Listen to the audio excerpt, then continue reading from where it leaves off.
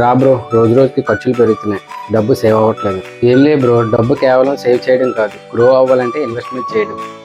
ఏమయ్యా పెట్టుబడి అంటే షేర్లో పెట్టమంటే నాకేం అర్థం కాదు అది. అదే బ్రో, మ్యూచువల్ ఫండ్స్ అనేవి మళ్ళంటి వాళ్ళ కోసం పర్ఫెక్ట్.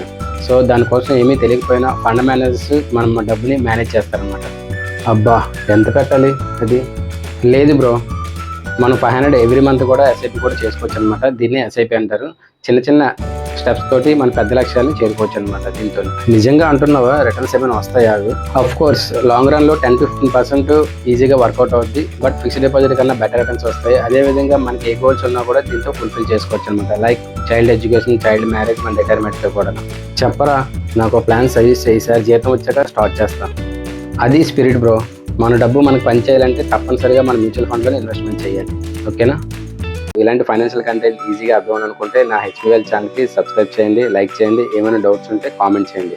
అదేవిధంగా మీలో ఎవరికైనా ఎస్ఐపి ప్లాన్ చేయాలనుకుంటే like child education, child marriage, retirement, so నాకు డెఫినెట్గా కాల్ చేయొచ్చు. నా ఫోన్ నెంబర్ 6281688341.